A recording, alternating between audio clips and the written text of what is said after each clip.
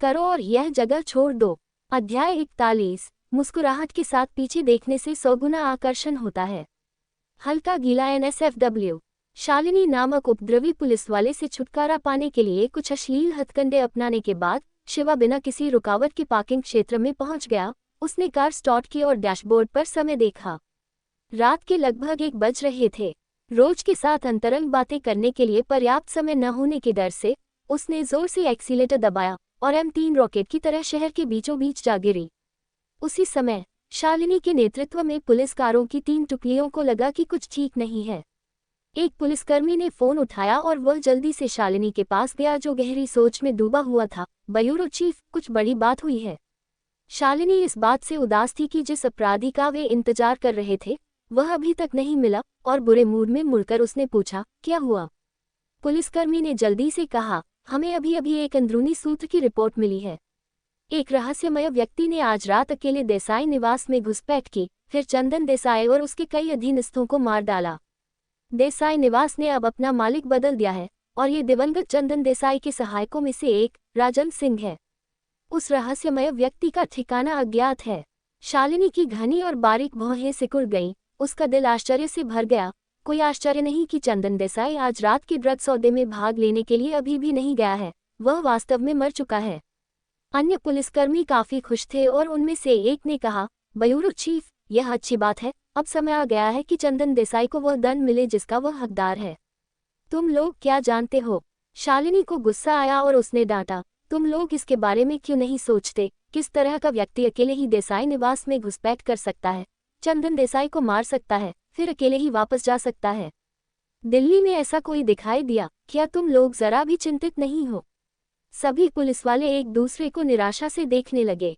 ऐसा व्यक्ति तो वाकई चंदन देसाई से भी ज्यादा डरावना था।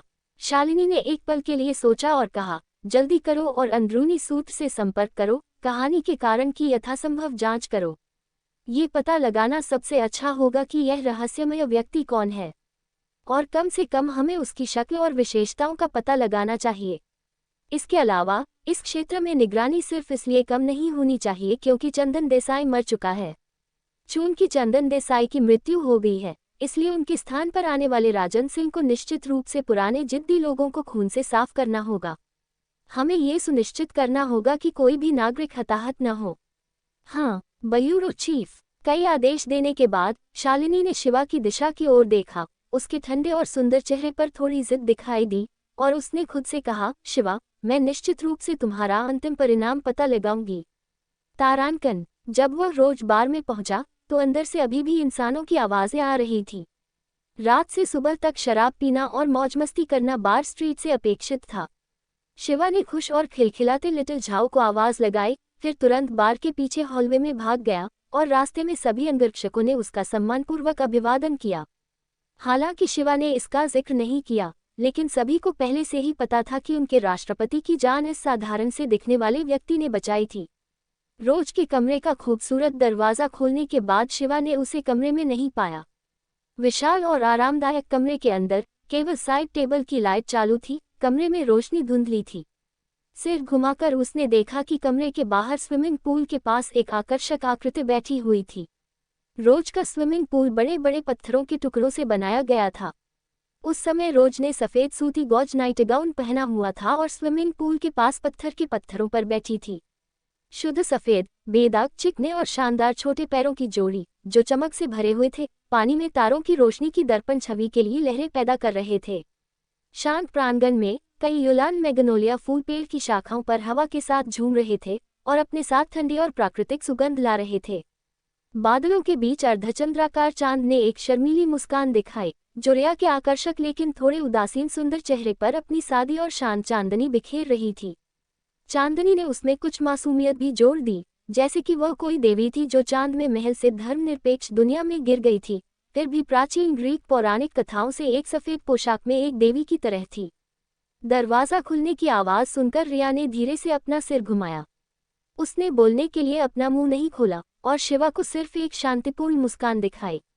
एक पुरानी कहावत है, मुस्कुराते हुए पीछे देखने से 100 गुना आकर्षण आता है, जबकि तीनों महलों की महिलाएं सभी रंगहीन हैं, जो किसी उपपत्नी की लोमड़ी आत्मा का वर्णन करती है।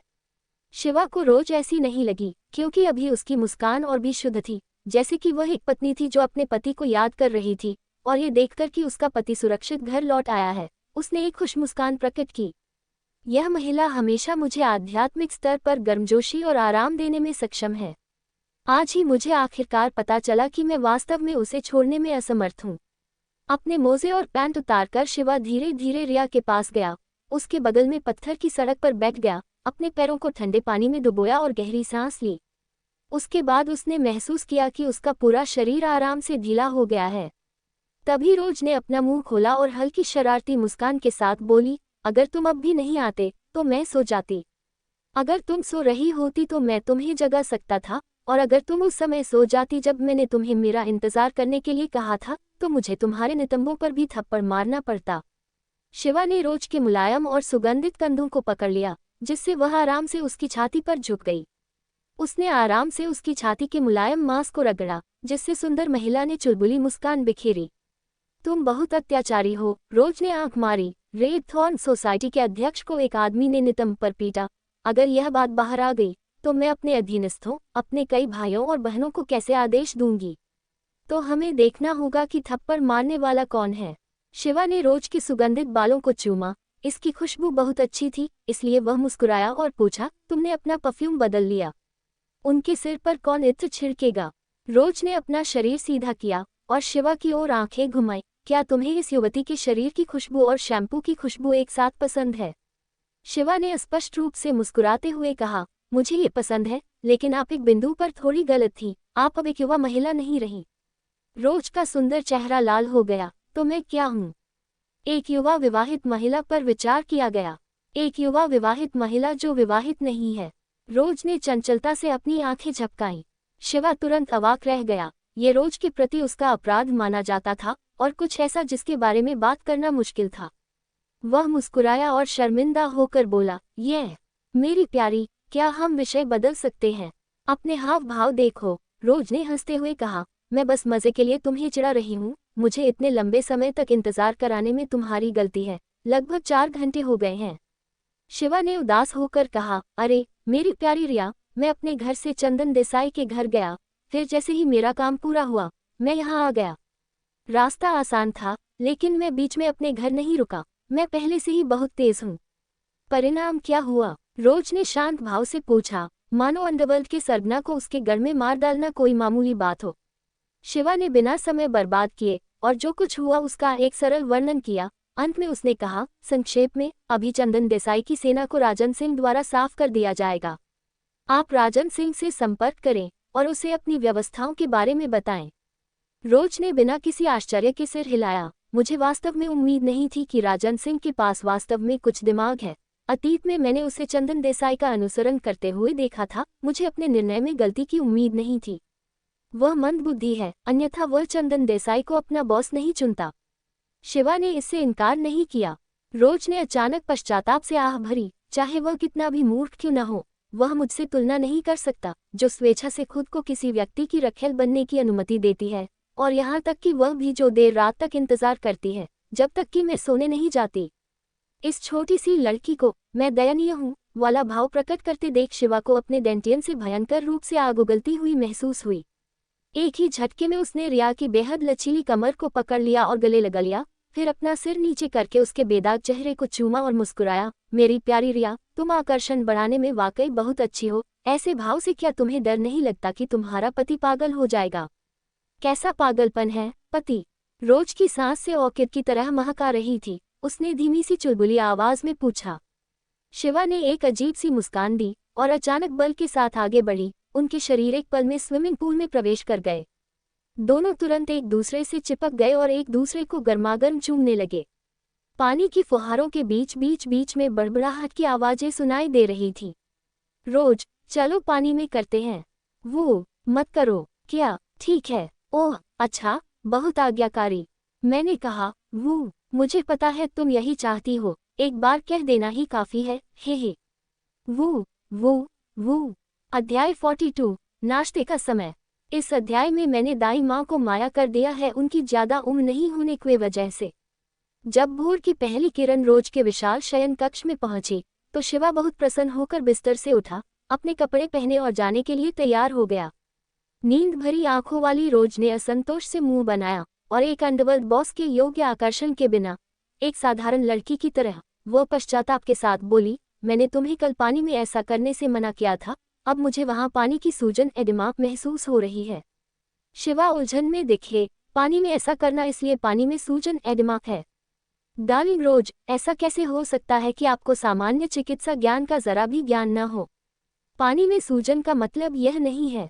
मुझे परवाह नहीं है, तुम्हारे पास कोई विवेक नहीं है। रोज ने शिवा पर एक तकिया फेंका। शिवा शर्मिंदगी में हंसे और कहा, कोई बात नहीं, जब तुम भविष्य में और अधिक अभ्यास करोगे तो तुम में इसके प्रति प्रतिरोध विकसित हो जाएगा। अभ्यास से सिद्धि मिलती है न? रोज ने थूकने जैसा प्रभाव डाला और उसे समझ में नहीं आया कि हंसे या रोए। क्या अभ्यास से पूर्णता मिलती है? बिल्कुल बकवास। मैं वास्तव में नहीं जानती कि मैं तुम्हारे जैसे गुंडे से कैसे प्यार करने लगी, जिसके मुंह में कोई फिल्टर नहीं है।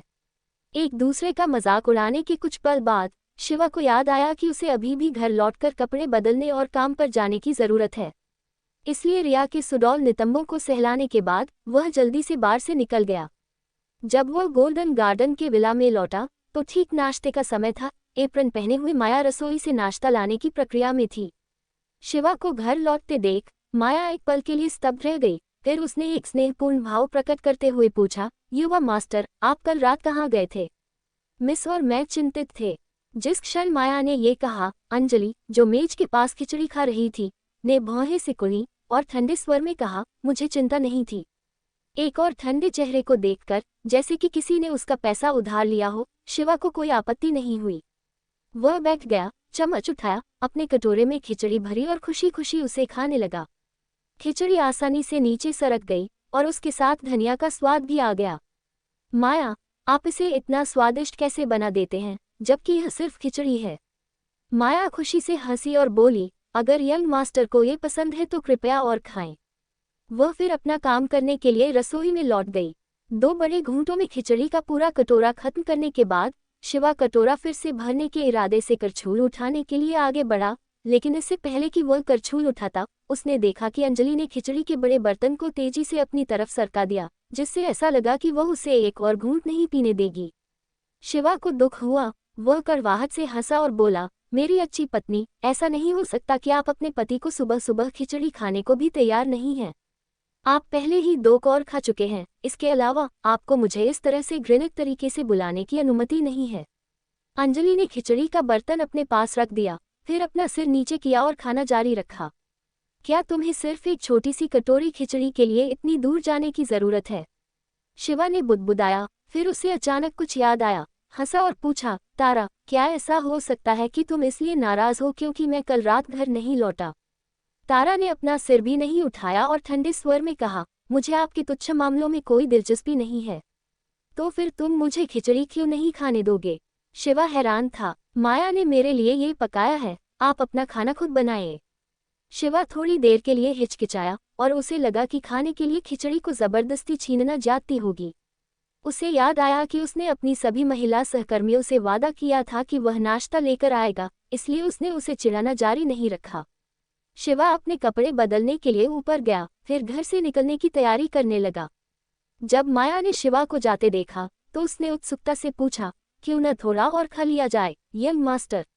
अभी भी कुछ स्टीम्ड बंस बचे हैं। ओह, मुझे आज सुबह कुछ काम निपटाने हैं, मैं बाहर ही खाना खा लूंगा। शिवा ने अनिच्छा से धनिया की खिचड़ी के बड़े बर्तन की ओर देखा, लेकिन फिर भी अंत में वहां से चला गया। माया ने आह भरी अंजलि के पास गई और दिल से कहा, मिस, यंग मास्टर एक अच्छे इंसान हैं।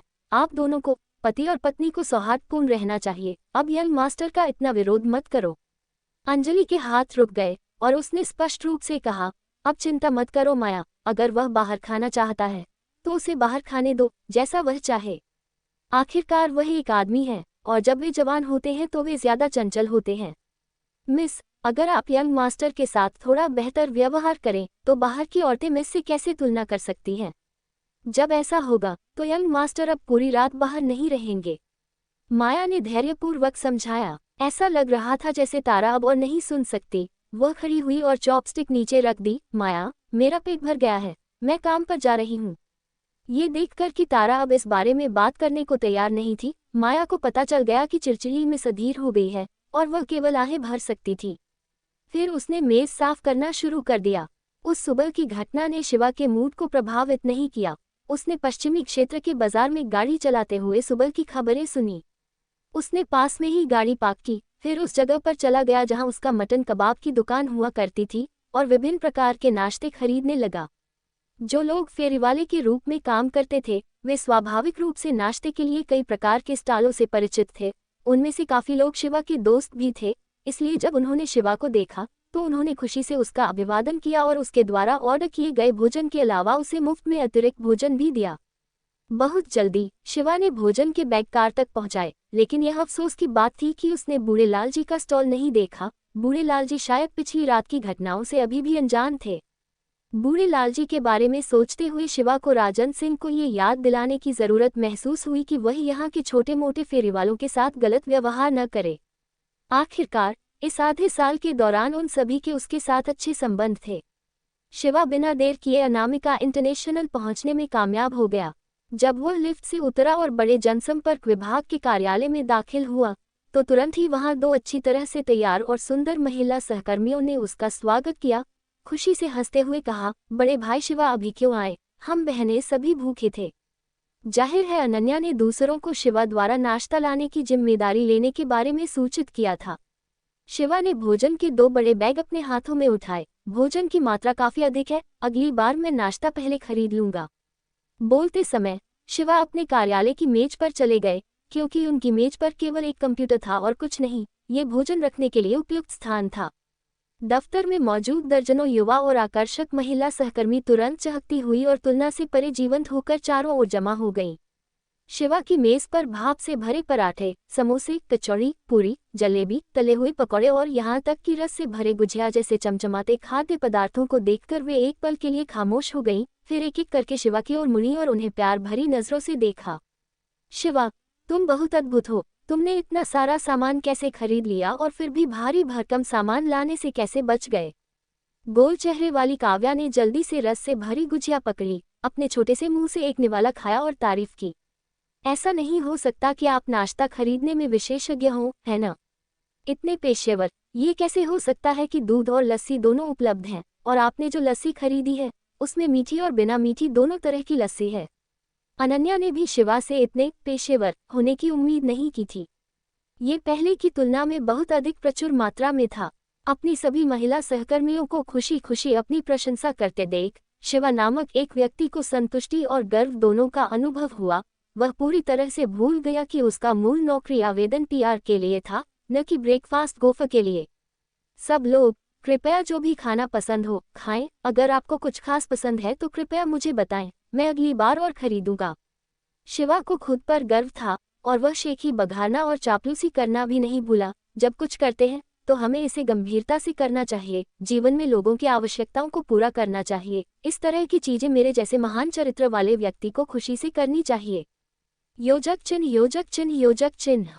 अध्याय 43। मुझे खुद को अच्छा इनाम देना चाहिए। शिवा के शब्दों की श्रृंखला के बाद महिला सहकर्मियों के बीच फिर से हंसी फूट पड़ी। किसी भी प्रकार की नेक महिला की झलक के बिना एक छोटे बालों वाली सुंदर लड़की जो एक तली हुई कचौड़ी पकड़े हुए थी उसके पास आए और शर्माते हुए बोली, शिवा पास आओ, मैं तुमसे कुछ कहना चाहती हूँ।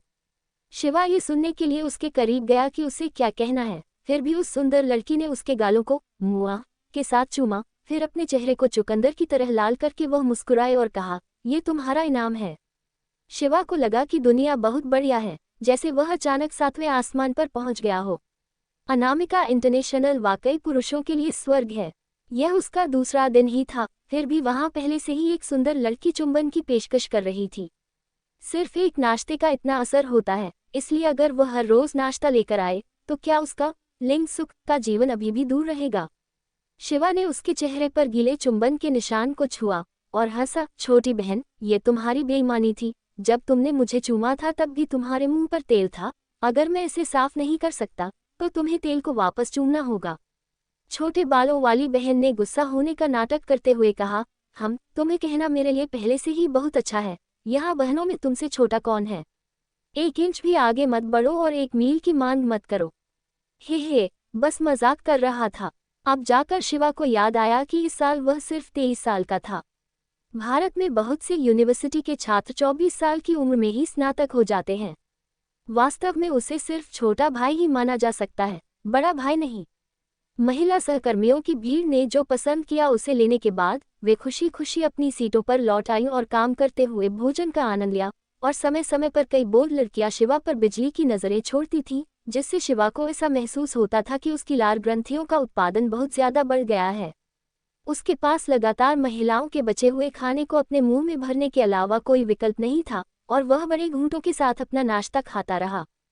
ठीक इसी समय शिवा को कुछ सूझा। उसने अपना सिर एक कोने की ओर घुमाया और अपने कार्यालय में अपने एकमात्र पुरुष सहकर्मी को देखा। गोरे और कोमल दिखने वाले भाई रवि वहां बैठे अपने कीबोर्ड पर टैप कर रहे थे। यह याद करते हुए कि वह नाश्ता करने नहीं आया है, शिवा ने 2 स्टीम्ड पराठे उठाए और वहां चले गए। रवि, क्या तुमने नाश्ता खा लिया? रवि ने घबराकर अपना शरीर घुमाया। नहीं, अभी नहीं। तो फिर तुम नाश्ता करने क्यों नहीं आए? क्या तुमने नहीं सुना कि अब से मैं नाश्ता देने की जिम्मेदारी ले रहा हूँ?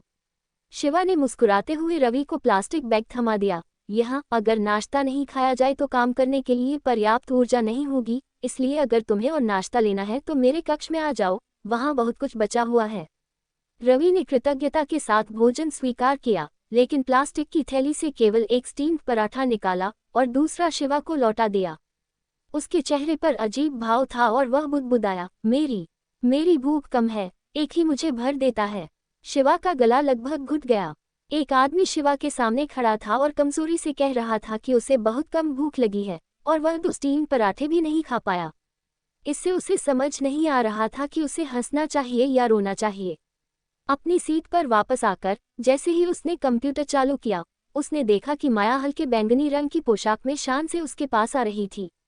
आज उसके प्यारे बैंगनी लाल बालों के रंग के ऊपर एक गुलाबी रंग का हेयर क्लिप था।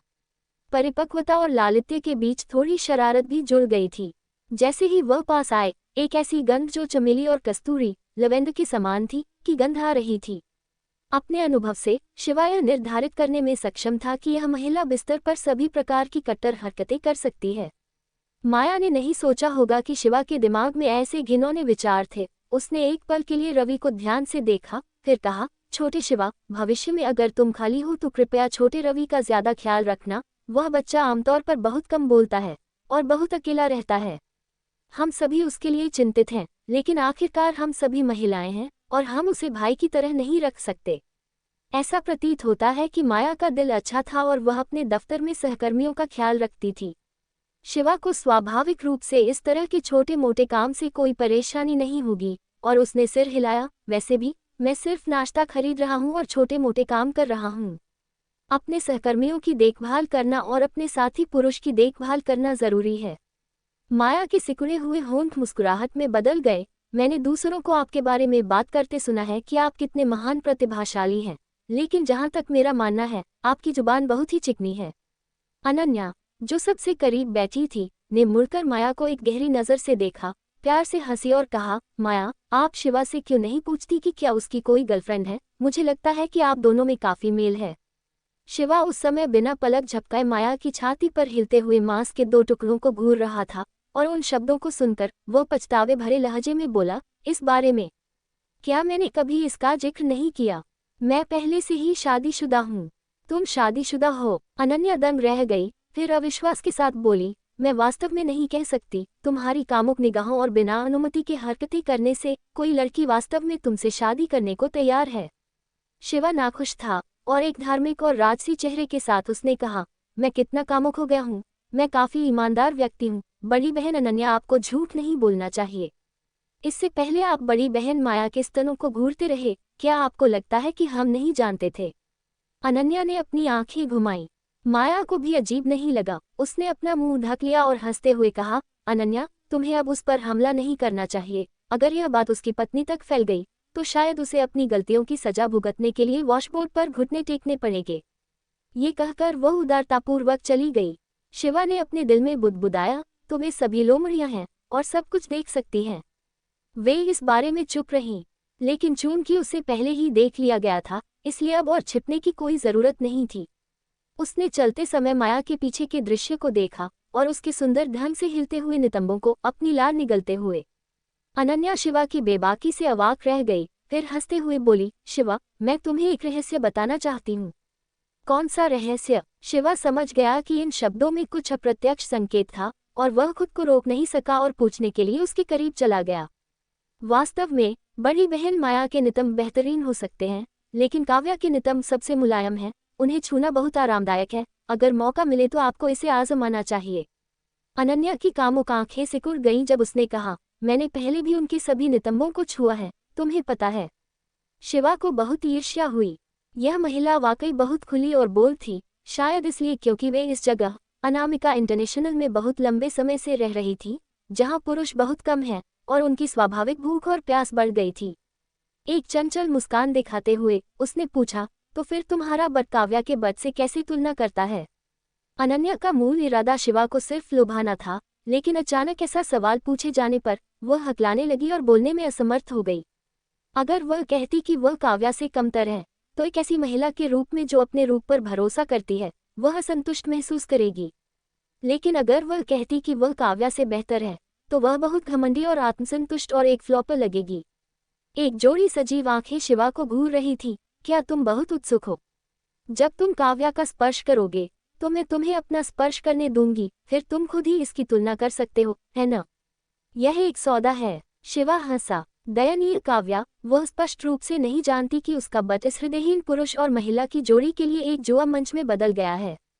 अनन्या भी इस बारे में शर्मिंदा नहीं थी। अपनी भौहें ऊपर उठाकर उन्होंने इश्कबाजी से हंसते हुए कहा, यदि आपके पास हमारी सभी बहनों को एक बार छूने की अनुमति देने की क्षमता है, तो ये हमारे दुर्लभ पुरुष सहयोगियों के लिए हमारे प्यार विभाग का कल्याण माना जाएगा। इन शब्दों ने शिवा के मूड को शानदार बना दिया, और हालांकि पिछले कुछ सालों में उसके कई महिलाओं के साथ संबंध थे, लेकिन वो समय बीत चुका था।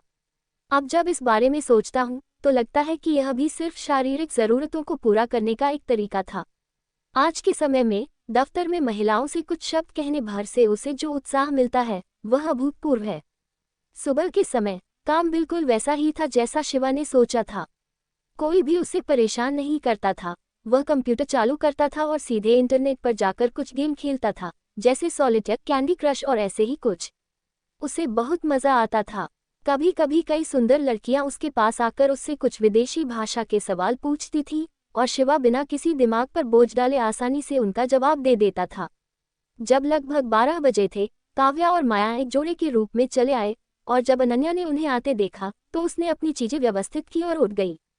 काव्या ने मॉनिटर पर परिचित सॉलिटेयर गेम देखा, हंसते हुए कहा, शिवा, बड़ी बहन अनन्या ने कहा था कि तुम यहाँ बेकार घूमने आए हो। ऐसा लगता है कि वह बिल्कुल सही थी।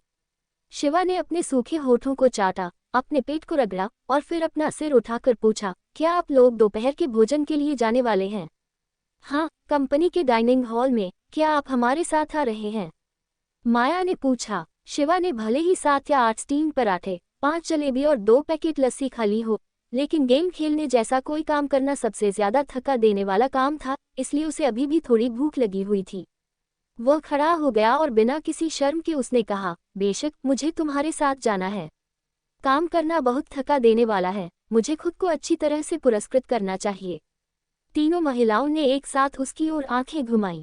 अध्याय 44 3 अनामिका इंटरनेशनल ने वास्तव में खुद को महिलाओं द्वारा संचालित कंपनी साबित किया। डाइनिंग हॉल की आंतरिक सजावट जो पूरे 15 मंजिल को घेरे हुए है, साफ, उज्ज्वल, खुली और मनमोहक रंगों से सजी हुई थी। चारों तरफ फर्श से लेकर छत तक बड़ी बड़ी कांच की खिड़कियां थीं, और कोई भी दिल्ली शहर के पूरे परिदृश्य को देख सकता था। मेज और कुर्सियां सभी धातु और प्लास्टिक के अवांग गार्डे सिल्वर सफेद रंग के मिश्रण से बनी थी, जो एक मजबूत फैशनेबल शैली को दर्शाती थी। डाइनिंग हॉल की लाइटिंग भी शानदार और ताज़ा थी। कांच के साथ लटकी हुई लाइटें जो क्रिस्टल जैसी बनावट वाली थीं, विभिन्न रंगों और प्रकारों में थीं। हॉल में चारों कोनों पर गमले में लगे पौधे बिखरे हुए थे। उनकी कोमल और प्यारी पत्तियां बता रही थीं कि किसी ने उनका बहुत ख्याल रखा है। आईडी स्वाइप करने के लिए काउंटर पर इस्तेमाल की जाने वाली टेबल बार में इस्तेमाल की जाने वाली टेबल जैसी ही थी। खाद्य और पेय पदार्थ के कर्मचारी साफ और सफेद रंग के कपड़े पहने हुए थे और सभी का मुस्कुराहट के साथ स्वागत कर रहे थे। जब शिवा 3 महिलाओं के साथ डाइनिंग हॉल में दाखिल हुआ तो उन पर ज्यादा ध्यान नहीं गया। आखिरकार अनामिका इंटरनेशनल में तुलनात्मक रूप से कम पुरुष होने के बावजूद इसका मतलब यह नहीं था कि उनके पास कोई नहीं था, ये केवल पीआर विभाग था जो थोड़ा खास था। इसके अलावा मुख्यालय में 200 से ज्यादा कर्मचारी थे। जब सभी इस स्तर पर इकट्ठे होते तो पुरुष इतने आकर्षक नहीं होते। शिवा की दिलचस्पी देखकर काव्या ने हंसते हुए कहा, आपको क्या लगता है, ये बुरा नहीं है? हमारी कंपनी का कल्याण पूरे दिल्ली में सबसे बेहतरीन में से एक माना जाता है। इस जगह का डिजाइन बहुत बढ़िया है। जैसे ही मैं अंदर गया मेरी भूख बढ़ गई। शिवा ने ईमानदारी से कहा, डाइनिंग हॉल का नवीनीकरण हमारे सीईओ द्वारा व्यक्तिगत रूप से डिजाइन किया गया था। इन 2 वर्षों में जब से हमारे सीईओ काम पर हैं, कंपनी के प्रदर्शन और कल्याण में काफी वृद्धि हुई है। हम सभी उनके प्रशंसक हैं। काव्या ने गर्व की भावना के साथ कहा, सीईओ, क्या यह मेरे परिवार की बर्फीली पत्नी नहीं है? जब शिवा ने इस बारे में सोचा, फिर चारों कोनों की साफ सुथरी सजावट को देखा, तो उसे इस बारे में कुछ गहरी समझ मिली। क्या ऐसा नहीं है? जब ध्यान से देखा जाए तो ये सभी सजावटें ठंडे रंग की हैं। अनन्या ने अचानक अपना सिर घुमाया और कहा, सीईओ का जिक्र करने के बाद मुझे अचानक कुछ याद आया। कल सीईओ ने आपको अपने कार्यालय में बुलाया था, वास्तव में क्या हुआ? क्या मैंने पहले ही नहीं कहा? वह तो बस एक नए सहकर्मी का अभिवादन कर रही थी। शिवा ने स्पष्टता से उत्तर दिया। तुम पर कौन विश्वास करेगा? अनन्या ने शिष्टतापूर्वक विरोध किया। वह जानती थी कि वह कोई उत्तर नहीं दे सकती, इसलिए उसने प्रश्न बदल दिया, अरे शिवा, तुम हमारी सीईओ से मिल चुके हो, उससे मिलकर कैसा लग रहा है? आपका क्या मतलब है? क्या आप मंगल ग्रह से आए हैं? आप हमारी कंपनी में आए हैं? ऐसा कैसे हो सकता है कि आप नहीं जानते कि हमारे बॉस अंजलि की नासिक के व्यापार जगत में नंबर 1 सुंदरता होने की प्रतिष्ठा है? अनन्या के चेहरे पर अविश्वास का भाव था। क्या ऐसा कोई शीर्षक है? शिवा वास्तव में नहीं जानता था। वह हंसा और फिर बोला, मुझे लगता है कि वह ठीक है, बस बर्फ की तरह ठंडी है। उसे देखने मात्र से ही दिल में रोंगटे खड़े हो जाते हैं। ये कहने की आवश्यकता नहीं है कि सीईओ का स्वभाव विशिष्ट होना चाहिए। माया, जो चुप रही, ने अचानक एक पंक्ति कही। अनन्या और काव्या दोनों ने स्वीकृति की आवाजें निकाली। शिवा आश्चर्यचकित था। उसे उम्मीद नहीं थी कि अनामिका इंटरनेशनल के कर्मचारियों के दिलों में अंजलि की ठंडक को एक विशिष्ट स्वभाव के रूप में माना जाता था। इसके अलावा वे उसके लिए विशेष रूप से सम्मानजनक लगते थे। ऐसा लग रहा था कि इससे कोई फर्क नहीं पड़ता कि यह व्यक्तिगत आकर्षण था या प्रबंधन कौशल। उसके परिवार की खूबसूरत पत्नी वास्तव में हर तरह से असाधारण थी। चारों लोगों ने अपनी पसंद के व्यंजन लिए और फिर एक अपेक्षाकृत बड़ी मेज पर बैठ गए। इस समय शिवा को एहसास हुआ कि डाइनिंग हॉल के पूर्व में फूलों की सजावट वाली एक कांच की खिड़की से अलग एक जगह थी, जो एक निजी क्षेत्र बनाती थी। अंदर की मेजें चमकीले रंग की थीं और कुर्सियां उसी रंग की चमड़े की सोफे थीं। अंदर बैठना निश्चित रूप से और भी अधिक आरामदायक होगा। कोई भी अंदर क्यों नहीं गया है? शिवा ने हैरान होकर पूछा। तीनों महिलाओं ने एक नज़र डाली, फिर काव्या ने जवाब दिया, ये कंपनी के प्रबंधन स्तर के लिए भोजन क्षेत्र है। केवल वे लोग ही प्रवेश कर सकते हैं जिनके पास उप प्रमुख और उससे ऊपर के पद हैं। प्रबंधन स्तर का भोजन भी अलग है। उनके पास विशेष रूप से उनके लिए खाना पकाने के लिए एक महान शेफ है। इतना बड़ा क्षेत्र है, लेकिन वहाँ एक भी प्राणी नहीं है। शिवा को थोड़ी दया आई। क्यों न हम वहाँ चले जाएं? अगर यह वैसे भी खाली रहा तो ये बर्बादी होगी। अनन्या ने कहा, उप प्रमुख स्तर और उससे ऊपर के स्तर पर उनमें से कौन अक्सर मीटिंग नहीं करता है? किसके पास हर दिन कंपनी के डाइनिंग हॉल में खाने के लिए खाली समय होगा? हालांकि आपको अंदर जाने के बारे में सोचने की जरूरत नहीं है। नियम है। हमारे जैसे छोटे कर्मचारियों को केवल अपना काम अच्छी तरह से करने की जरूरत है। माया ने तब कहा, वास्तव में इसे सामान्य कर्मचारियों के लिए एक प्रेरक नीति के रूप में भी माना जा सकता है। केवल उपचार में अंतर के साथ ही किसी की प्रतिस्पर्धी भावना को बढ़ाया जा सकता है।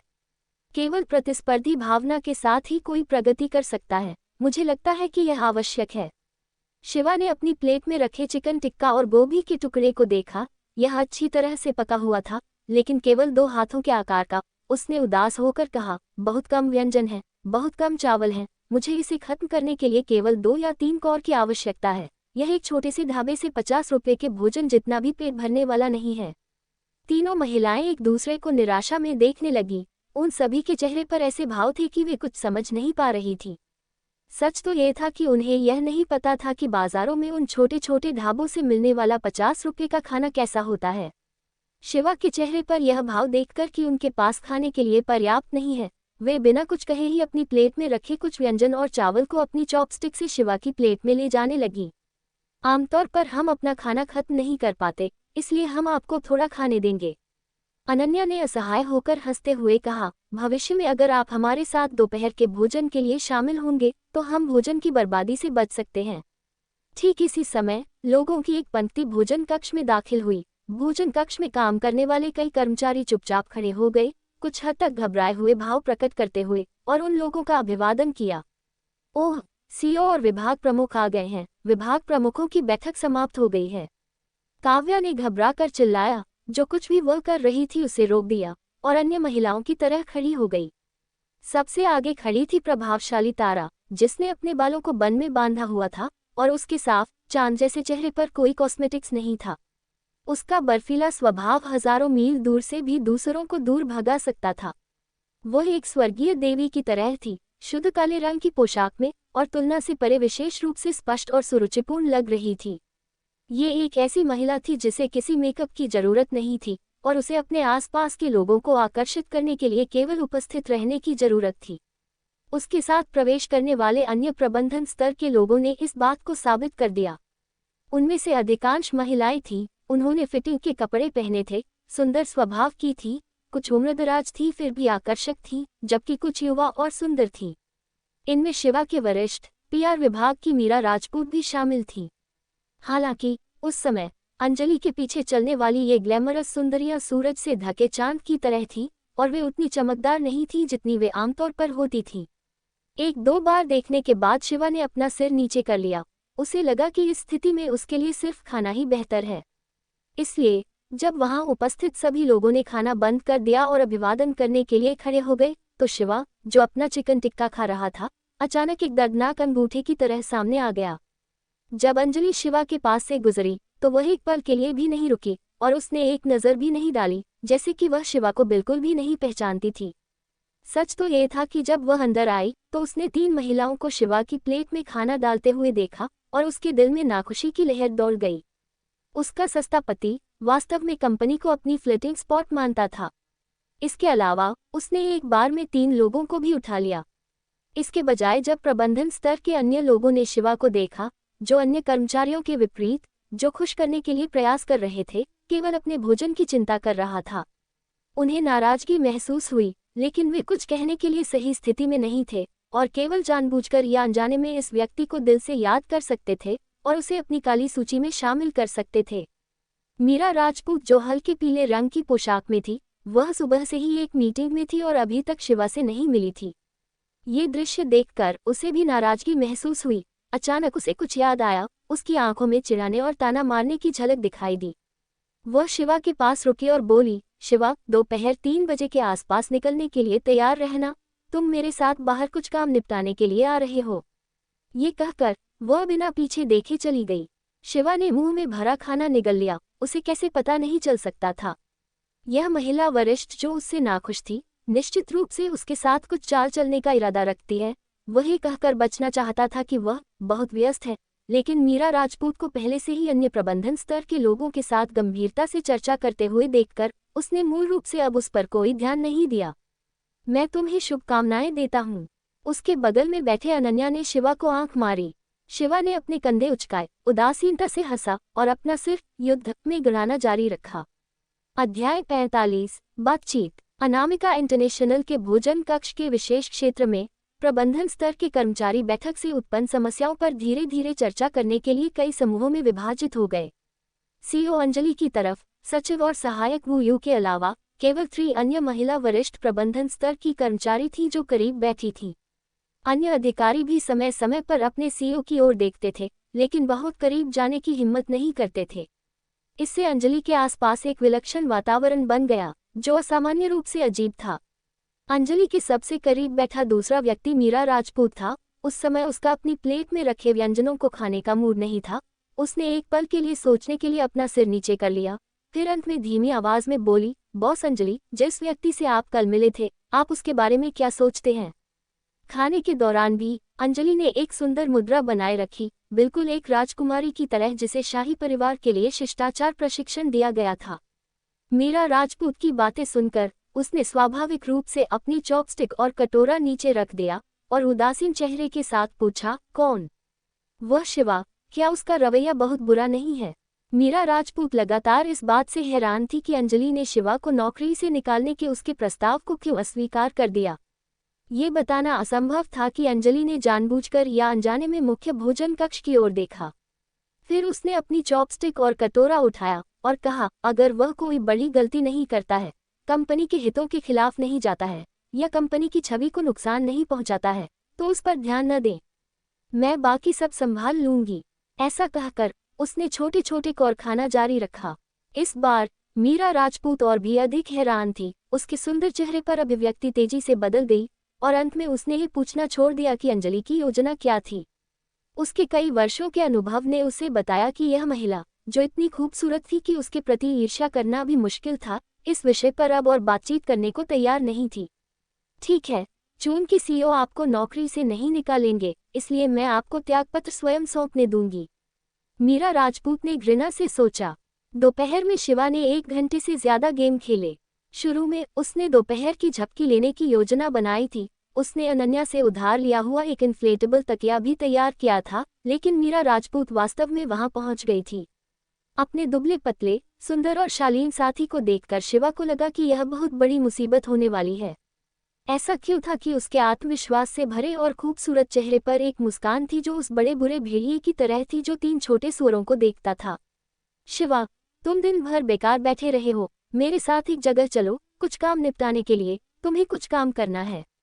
शिवा ने अपने आसपास देखा। अपनी अन्य महिला सहकर्मियों को काम में गंभीर देखकर, अपनी हंसी को रोकते हुए और उसकी मदद न करते हुए, उसने असहाय होकर कहा, एक ड्राइवर के रूप में मैं ठीक हूँ, अन्य चीजों के लिए मुझे विचार करना होगा।